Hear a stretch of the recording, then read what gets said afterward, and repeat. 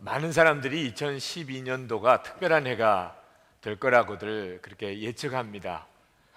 국회의원 선거, 대통령 선거 이런 중요한 선거도 있고 또 이상하게 2012년도를 가지고 온갖 예언들도 난무하고 있는 그런 특별한 해에 이제 첫날, 첫 주일을 우리가 맞이했습니다. 하나님께서 우리 나라에도 그리고 여러분 개인과 여러분의 가정에도 하나님이 놀라운 계획을 가지고 계시다는 사실을 정말 강하게 마음에 느껴집니다. 그래서 지난 송구영신 예배의 제목을 부흥을 준비하라고 하는 제목의 말씀을 드리기도 했습니다. 오늘 그저 순서대로 우리가 성경을 읽어 내려가면서 오늘 새해 첫 주일 본문 말씀이 되었는데 마치 하나님께서 이 날을 정하시고 이 말씀을 주신 것 같이 주신 말씀, 여러분에게 올 1년 동안 여러분의 신앙의 중요한 지표로 삼으시도록 그 말씀을 드리고 싶습니다. 1절 마지막 절에 주님 안에 굳건히 서 계십시오 라고 하는 말씀을 여러분이 정말 붙잡고 1년을 한번 살아보시기 바랍니다. 주님 안에 굳건히 서 계십시오. 1년 동안 내내 잊어버리지 마시고 이 말씀을 가지고 주의 인도를 받아보시기 바랍니다. 여러분, 2012년도에는 예수님을 믿으셔도 예수님과의 관계에 새로운 변화가 있게 되기를 바랍니다. 예수님을 다 같이 믿지만 예수님과의 관계는 사람마다 다 다릅니다. 예수님과의 관계가 다르기 때문에 쓰임을 받는 것이 다른 것입니다. 강철에 대한 이야기를 흥미롭게 들은 것이 있습니다. 5달러에 해당되는 강철을 가지고 그것을 손을 보면 가격이 달라진다는 거예요. 그 5달러 되는 강철을 말의 이 말굽으로 만들어서 팔면은 10달러를 받을 수가 있답니다. 그 강철을 바늘로 다듬어서 팔면은 300달러를 받을 수가 있대요. 그 강철을 아주 날카로운 면도칼로 다듬어서 팔면은 3,000달러가 된답니다. 그 강철을 시계 안에 들어가는 작은 스프링으로 만들어서 팔면은 3만 달러 받을 수 있다고 그래요. 똑같은 강철이지만 그것이 쓰임을 받는 것에 따라서 가치가 엄청나게 다르잖아요. 우리가 예수님을 믿는 것과 예수님에게 있어 쓰임을 받는 것이 너무 다릅니다. 똑같은 예수님을 믿는데도 예수님이 우리를 쓰시는 것이 다른 것은 예수님과의 관계가 다르기 때문입니다. 여러분은 예수님과 어떤 관계를 맺으면서 사시나요? 어떤 분들은 예수님이 그저 멀리 하늘 높은 곳에 계시다 이렇게 믿어지는 분도 있고, 어떤 분은 예수님이 정말 내 마음에 계신데 좀 냉랭해요. 예수님이 내 마음에 계시긴 한데, 어떤 분은 예수님이 정말 따뜻하게 느껴지는 분도 있고, 어떤 분은 불같다고 여겨지는 분도 있습니다. 예수님이 불같다는 뜻은 잊어버릴 수가 없어요. 생각 안 할 수가 없어요. 불이시니까. 그죠? 항상 뜨겁게 경험이 되는 거죠. 여러분, 이왕 예수를 믿으실 거면 예수님이 이렇게 불처럼 여겨지는 그런 주님과의 뜨거운 관계를 꼭 가져보시기를 축복합니다. 사도 바울은 그런 예수님과의 관계에 대하여 오늘 주님 안에서라는 표현으로 말씀하고 있습니다. 오늘 말씀을 읽어보면 사도 바울이 무슨 권면을 하든지 꼭 전제가 주님 안에서 라고 말씀합니다. 예수를 믿는다는 것을 사도 바울은 그렇게 이해하고 있는 거죠. 1절 말씀에 보면 주님 안에 굳건히 서 계십시오. 2절은 주님 안에서 같은 마음을 품으십시오. 4절은 주님 안에서 항상 기뻐하십시오. 7절에 보면은 사람의 헤아림을 뛰어넘는 하나님의 평화가 여러분의 마음과 생각을 그리스도 예수 안에서 지켜줄 것입니다. 사도 바울의 편지를 성경을 읽어보면 이 주님 안에서라는 표현이 사도 바울의 가장 중요한 핵심 메시지라는 걸 알 수가 있습니다. 사도 바울은 예수님을 그저 역사적인 인물로 믿은 게 아니었어요. 여러분, 공자나 부처나 세종대왕이나 또는 알렉산더 대왕이나 다 역사적인 인물이라고 알고 계시죠? 예수님도 그렇게 알고 있는 분이 있습니다. 교회를 다니면서도 그저 예수님은 그저 그런 역사적인 인물인 것 정도로만 알고 있는 분이 계세요. 주님 안에서라는 말은 전혀 그런 것과 다르죠. 예수님은 실제이세요.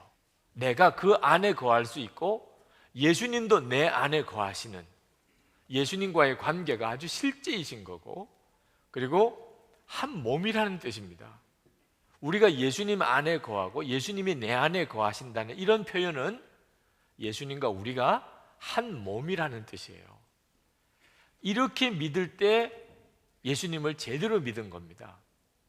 2012년도 여러분 정말 주님 안에 굳게 서는 그런 1년을 한번 살아보시기를 바랍니다. 그렇게 우리가 예수님을 그렇게 알게 될 때 비로소 예수를 믿으면 삶이 변한다는 것을 여러분이 다 경험하게 됩니다. 예수님을 바로 믿으면 삶이 변할 수밖에 없어요. 서로 사랑하고 하나 되게 예수님 안에서 그렇게 됩니다. 항상 기뻐하게 돼요. 예수님 안에서 있는 사람이 그렇게 돼요. 염려하지 않아요. 그리고 늘 감사해요. 예수님 안에 있는 눈이 열린 사람은 그렇습니다. 하나님의 평안이 마음에 넘쳐요. 예수님 안에 있는 사람에게 그렇습니다. 오늘 말씀이 그렇게 말씀하고 있어요. 여러분, 사도 바울이 오늘 말씀 중에 특히 2절 말씀에서 유오디아와 순두계에게 주 안에서 같은 마음을 품으라는 권면을 합니다. 유오디아와 순두계는 이 빌립보 교회의 여자 성도로서 아주 훌륭한 사역자들이었습니다. 사도 바울이 그 말을 하고 있죠. 나의 동력자라고. 그리고 그 이름이 하나님의 생명책에 기록이 되었다고. 분명히 구원받은 성도예요.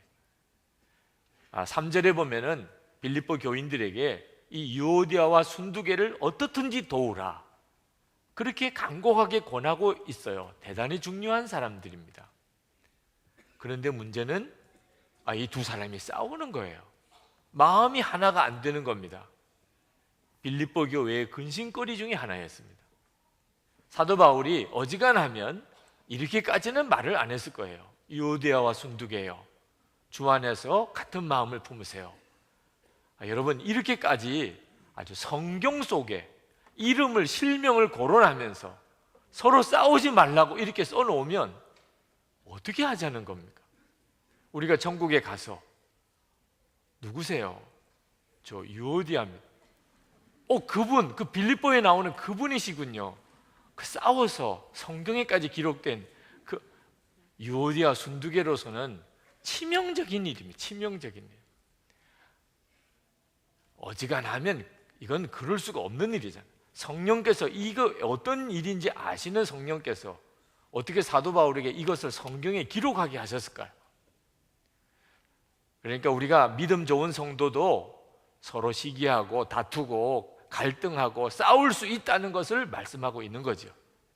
믿음이 좋은 성도도, 목회자들도, 장로님들도, 권사님들도 싸울 수 있다는 것을 말씀하고 있는 것이기도 합니다. 왜냐하면 육신을 가지고 있으니까요. 이 육신의 속성을 예수 믿고 거룩한 성도, 하나님의 생명책에 이름이 기록된 성도, 하나님이 쓰시는 귀한 종들인 경우에도 여전히 육신은 가지고 있으니까 혈기도 있고 판단도 나오고 미운 사람도 있고 싸우기도 하고 갈등도 할 수 있다, 그 말이에요.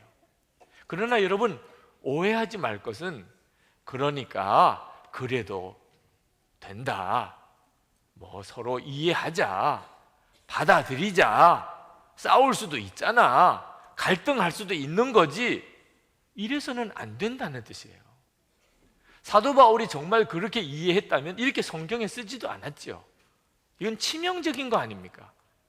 사도 바울은 우리가 육신을 가지고 있기 때문에 유오디아와 순두계 같이 그렇게 빌립보 교회에 충성스러운 종들도 서로 마음이 안 맞아가지고 싸울 수도 있지만, 그러나 절대로 그걸 용납하면 안 된다.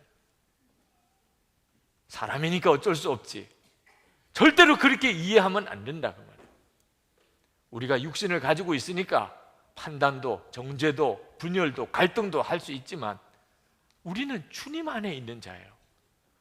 육신을 가지고 있지만 동시에 우리는 주님 안에 있는 자입니다. 예수님이 우리 안에 계신 거예요. 우리는 육신의 성품으로는 어지간해서 하나 못 됩니다. 조금만 지나면 서로 의견이 안 맞고, 조금만 지나면 서로 마음이 다르고, 갈등하고 서로 다투고, 그게 육신의 성품이에요. 그러나 우리 주님은 어떻든지 우리를 하나 되게 만드시는, 우리를 서로 하나 되게 사랑하게 만드시는 분이세요.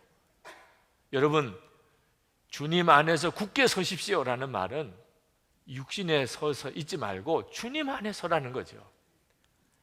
여러분, 우리가 서로 갈등하는 일, 싸우는 일 생기면 이건 큰일이 난 줄로 생각해야 돼요. 집에 불이 난 것과도 같아요. 사람이 죽어가는 것과 또 같아요. 지난 주일에, 성탄 주일에 필리핀에서 온 관리들, 베트남에서 온 관리들이, 공산당 간부들입니다. 여기 오셔서 같이 예배를 드렸어요. 그분들은 베트남 사회교육원의 간부들입니다. 종교를 연구하고 있어요. 아마 한국 선교사님들이 베트남에도 열심히 가서 전도를 하다 보니까 한국 기독교가 도대체 어떤 거냐, 아마 베트남 당국에서도 중요한 과제가 됐던 모양입니다. 한국 기독교를 가서 알아보고 오라. 사회과학원 그 공산당 간부들에게 그런 명령이 떨어져서, 그래서 한국을 온 거예요. 그것도 하나님의 뜻인지 하여튼 우리 교회와 연결이 됐어요.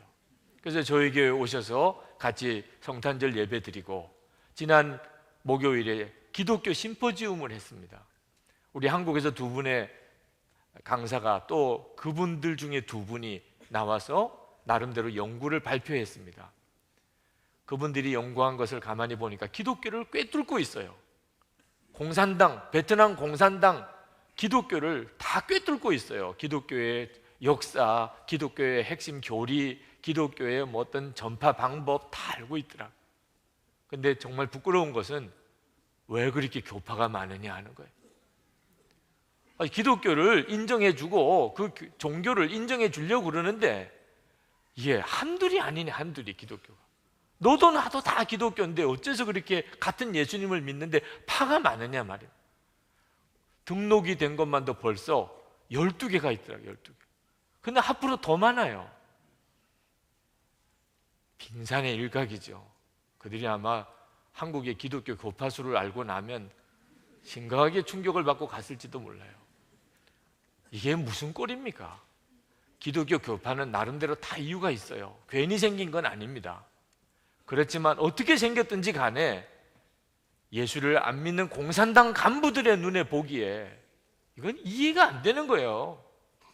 당신들이 다 한 예수님을 믿는데 어떻게 이렇게 서로 파가 많으냐. 복음 전도의 결정적인 장애물 역할을 하더라고요.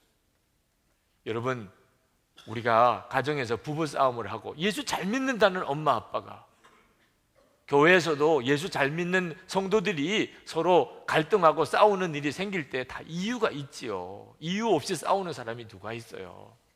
그러나 예수를 안 믿는 사람의 눈에 보기에는 누가 잘했다 못했다가 없는 거예요. 싸운다는 것 자체가 벌써 저 사람들이 진짜 예수 믿는 사람이 맞나? 예수를 믿는데도 어떻게 저러나?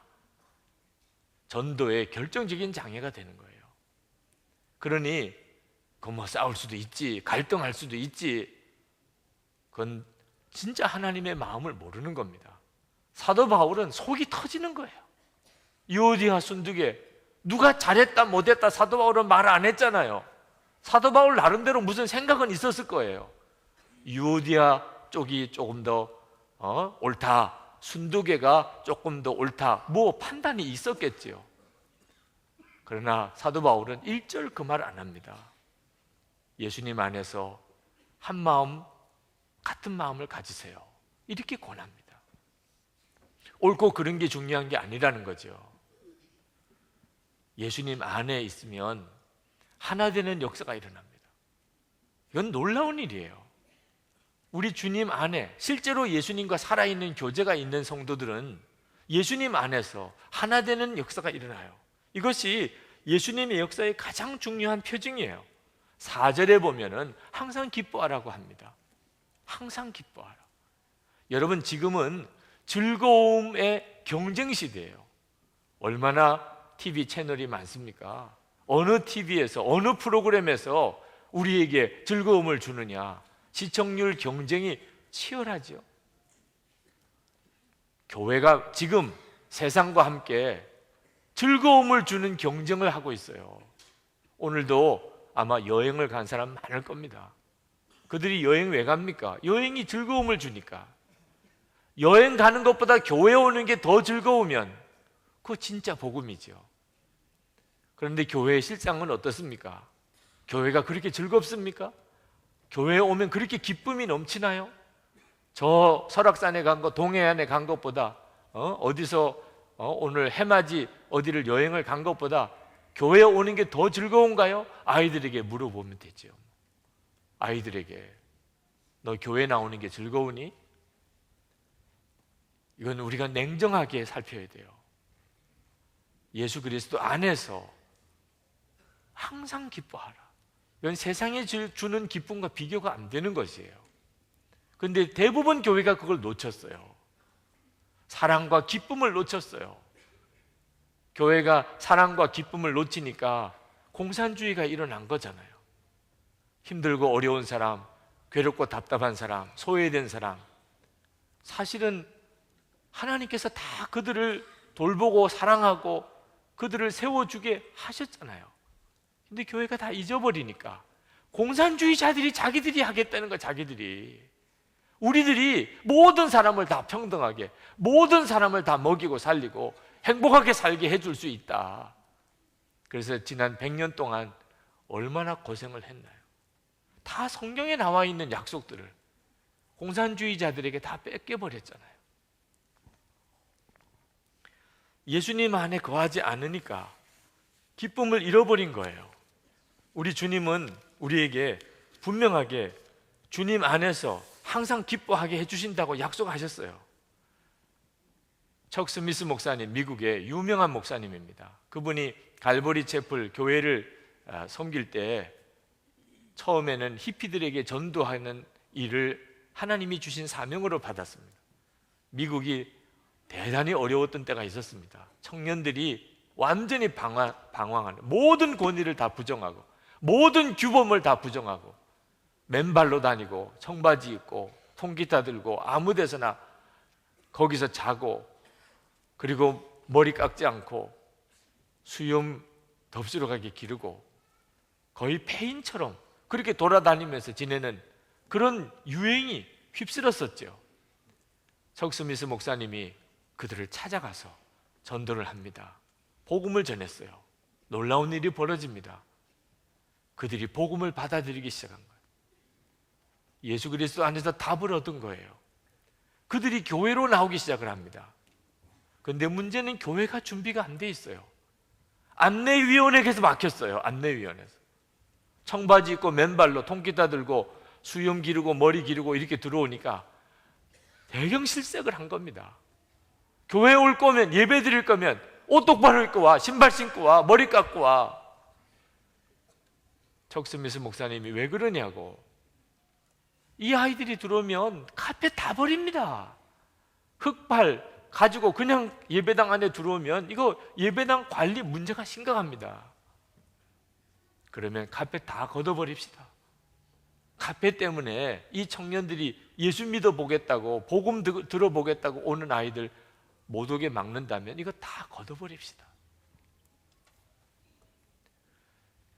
교회에 나오는 일 단정하게 나와야 되고, 예배 드리는 거 정말 단정하게 예배 드려야죠.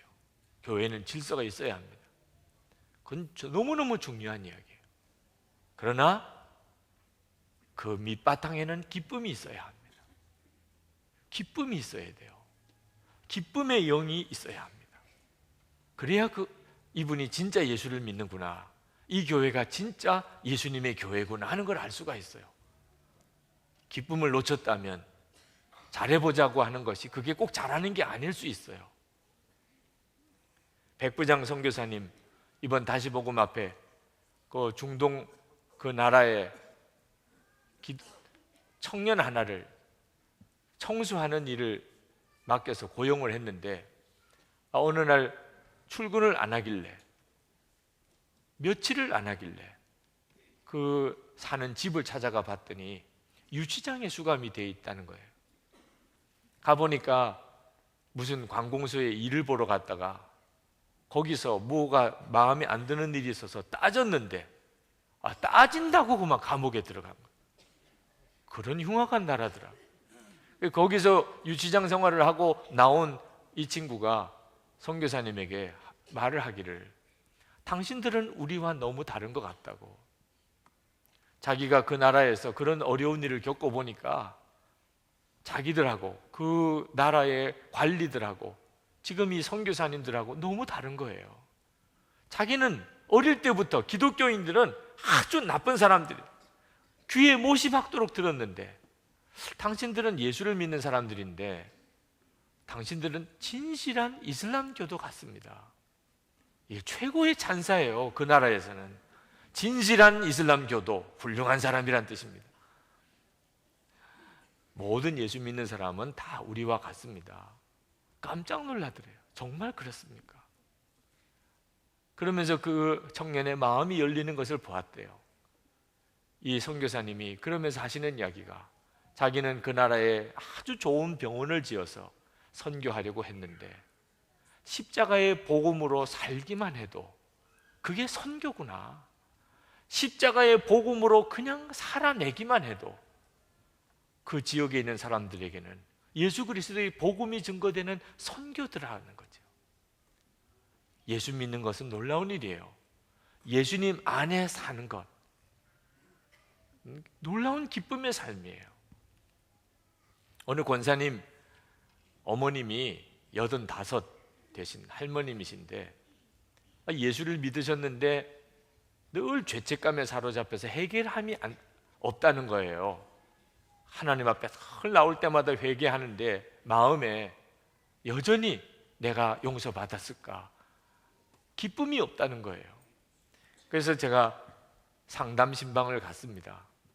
85 되신 그 연세 많으신 할머님에게 신앙 점검을 해드렸어요. 하나님이 할머님을 사랑하시는 것을 믿으시나요? 믿으신대요. 예수님은 누구를 위해서 죽으셨나요? 나를 위해서 죽으셨다고, 내 죄를 위해 죽으셨다고 정확한 믿음의 고백을 하셨어요. 제가 그래서 그 할머님에게 그랬습니다. 그렇다면, 정말 믿으신다면 이제는 교회에 오셔서 또는 집에서 기도하실 때 하나님 내 죄를 용서해 주세요, 이렇게 기도하지 마시고 하나님 제 죄를 용서해 주신 것을 감사합니다, 그렇게 고백하세요. 이제는 기도를 바꾸셔도 됩니다. 하나님 제 죄를 용서해 주셔서 감사합니다, 그렇게 하세요. 그 85 되신 할머님이 그대로 순종하셨어요. 정말 놀라운 변화가 일어났어요. 이제는 회개를 해도 기뻐요. 여러분, 똑같은 예수님을 믿는 겁니다. 그런데 예수를 믿는 내 관계가, 주님과의 관계가 달라지기 시작하면 내 삶의 변화는 엄청나게 변화가 일어나요. 주님 안에 굳게 서 있으십시오. 이 말씀은 이제는 예수님을 막연하게 믿지 말고 정말 내 안에 오셨고 나도 그분 안에 있고 예수님과 나는 하나고 이제는 예수님과 내가 하나예요. 한 몸이에요. 그렇게 예수님을 믿으라는 겁니다. 19세기에 중국 선교사로 갔던 앤 왈터 핀 자매는 영국의 의과대학을 나온 아름다운 자매입니다. 26살 나이에 그가 중국 선교사로 갑니다. 그 부모님으로서는 너무너무 안타까운 일이고 또 정말 말리고 싶은 일이에요. 결혼도 하지 않고 26살 처녀가 중국, 그 당시에 중국은 한 번 가면은 살아올지 보장이 없는 나라입니다.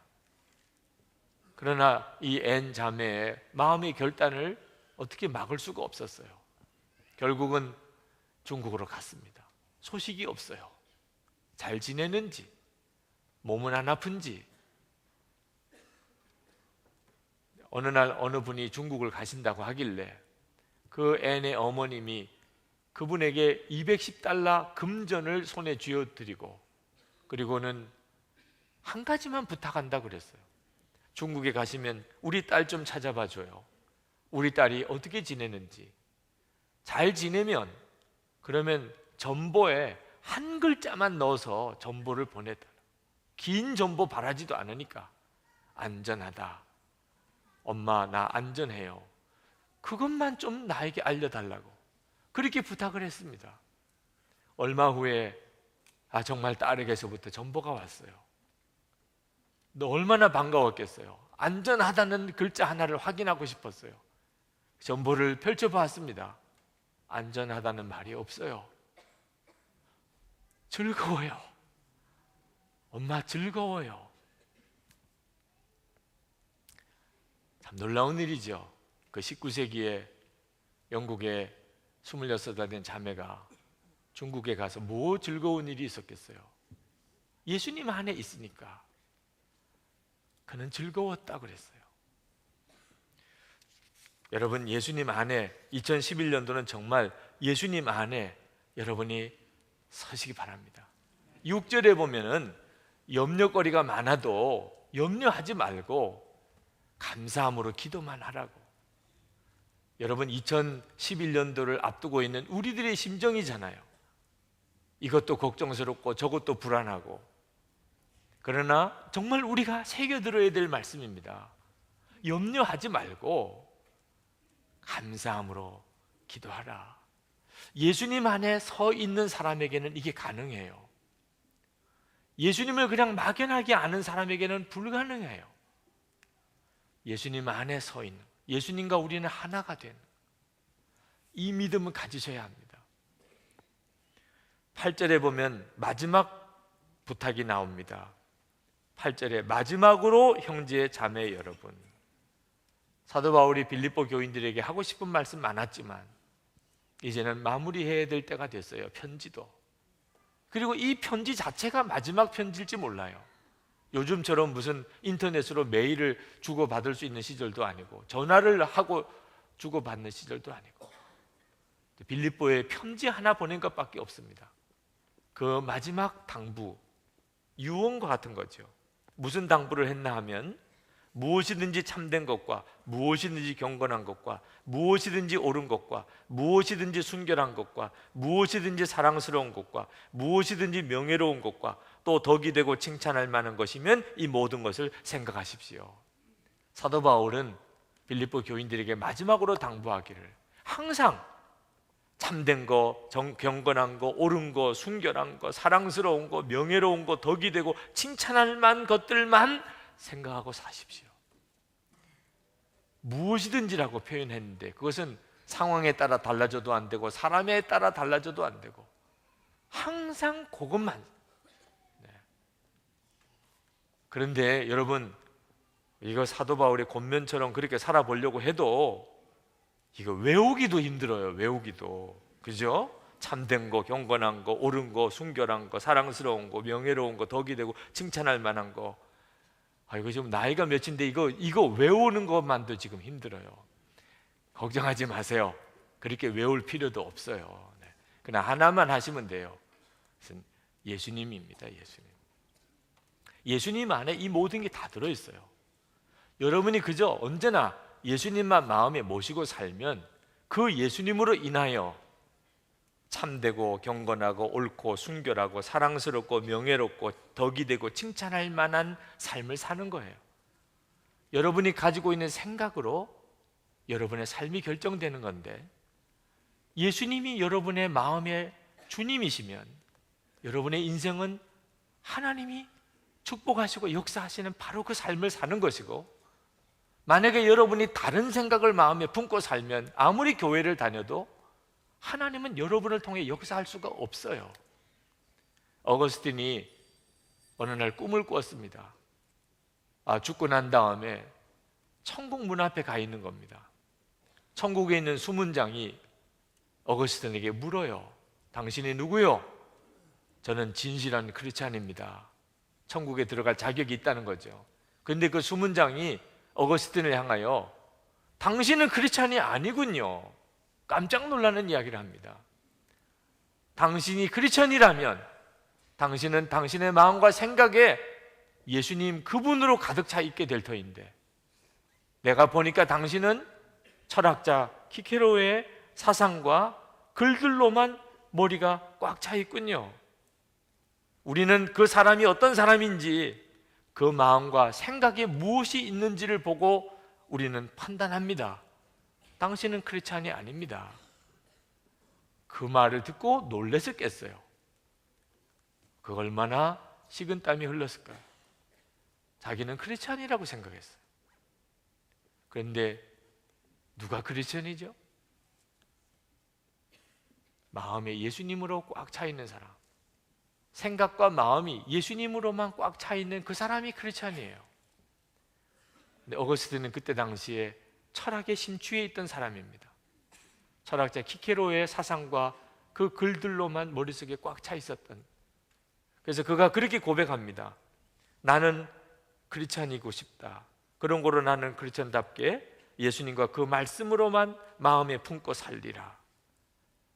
위대한 교부가 됩니다. 예수님으로만 마음에 품고 모시고 사는 사람, 예수님 안에 서 있는 사람이에요. 예수님 안에 서 있는 건 어떻게 하는 거지? 여러분 마음에 정말 예수님을 모시고 사는 겁니다. 그러면 하나님의 평강이 여러분의 마음과 생각을 지켜주십니다. 7절 말씀해 보세요. 그리하면 사람의 헤아림을 뛰어넘는 하나님의 평화가 여러분의 마음과 생각을 그리스도 예수 안에서 지켜줄 것입니다. 9절에도 보면 그리하면 평화의 하나님께서 여러분과 함께 하실 것입니다. 우리가 예수님 안에 서 있기를 정말 원하면 주님이 역사하세요. 왜 주님이 역사를 안 하셨죠? 내가 예수님 안에 서 있으려고 안 하니까. 어느 목사님이 아주 유명한 목사님이십니다. 그 목사님이 군에 입대해서 훈련 받을 때 이야기를 하셨어요. 너무너무 힘들더랍니다. 정말 죽을 것 같으더래요. 그래서 그 목사님이 어떻든지 훈련에서 좀 빠져보려고 별의별 궁리를 다 했답니다.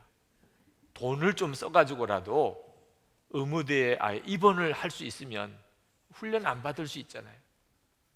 돈을 좀 써서 조교들을 어떻게 좀 구워 삶아서 훈련을 좀 면제받을 수 있는 방법은 없을까?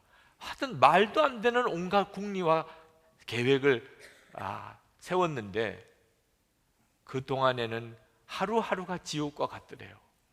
오늘도 또 어떻게 견디나? 오늘도 내가 어떻게 또 이거 참나? 단순히 몸만 피곤한 게 아니죠. 정신적으로 완전히 다운이 되어 있었어요. 그런데 어느 날 아침에 기상시간에 한 30분 일찍 눈이 뜨였습니다. 시계를 보니까 30분 일찍 눈이 뜨였어요. 훈련 받을 때 다 경험이 있으시겠지만 그 기상 소리에 겨우 눈 뜨게 되잖아요. 녹초가 되잖아요. 근데 30분 일찍 눈이 뜨였어요. 몸은 너무 피곤해서 조금이라도 더 자고 싶은데 마음에 불현듯이 기도하라고 하는 뜻인가? 그런 생각이 들었어요. 기도하라는 뜻인가 보다. 그래서 옆에 있는 동료들은 다 곤히 자고 있는 그 시간에 그가 일어나서 침상 위에 무릎을 꿇습니다. 훈련소에 들어가서 처음이에요. 침상 위에 무릎을 꿇었어요.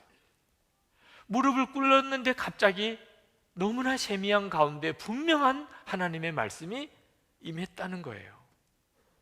내게 능력 주시는 자 안에서 내가 모든 것을 할 수 있느니라. 정말 눈에는 눈물이 흐르고 주님이 임재하시는 것을 경험을 했어요. 그동안 어떻게 해서든지 훈련을 좀 면해볼까? 어떻게 하면 빠질 수 있을까?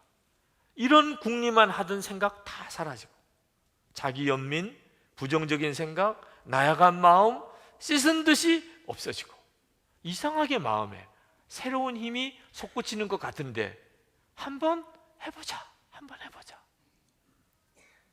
보니까 다 하고 있는데 다 또 거쳤는데 죽을 것 같지, 지옥 같고. 내가 왜 그랬을까? 내게 능력 주시는 자, 그분이 내 안에 계신데 한번 해보자. 그런 마음이 들더라는 거예요. 모든 게 달라졌대요. 그날부터 훈련소에서 훈련받는 모든 게 다 달리 느껴지더래요. 어떤 때는 정말 재미있더래요. 유익함이 얼마나 많았는지. 그 목사님의 영적인 전환점이 되는 사건, 훈련소에서의 생활, 그 목사님이 그 목사님으로서의 삶을 살 수 있도록 영적인 전환점을 얻은 사건, 그날이었다 그래요. 여러분, 2012년도 살아가는 때 여러 가지 힘들고 어려운 일이 닥쳐오고 견딜 수 없는 시련도 오고 유혹도 올 때, 그때 어떻게 하면 주님 안에 굳게 서 있을 수 있습니까? 여러분이 그곳에서 주님을 정말 찾는 겁니다. 무릎을 꿇을 때도 필요하겠고, 여러분이 진심으로 주님을 부르기만 하면, 그러면 그것은 나 혼자만의 노력이 아닙니다. 주님이 반드시 역사하세요. 요한복음 15장 4절에서 8절까지 이렇게 약속하셨어요. 내 안에 거하라, 나도 너희 안에 거하리라. 나는 포도나무요 너희는 가지라.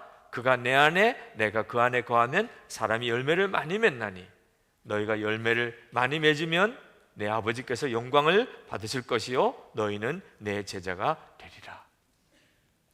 2012년도 첫날입니다. 첫 주일이고 하나님께서 빌립보서를 통해서 우리에게 주신 말씀, 주님 안에 굳게 서 있으십시오.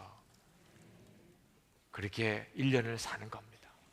우리가 다른 거 할 것도 없어요. 예수님을 진짜 믿는 겁니다.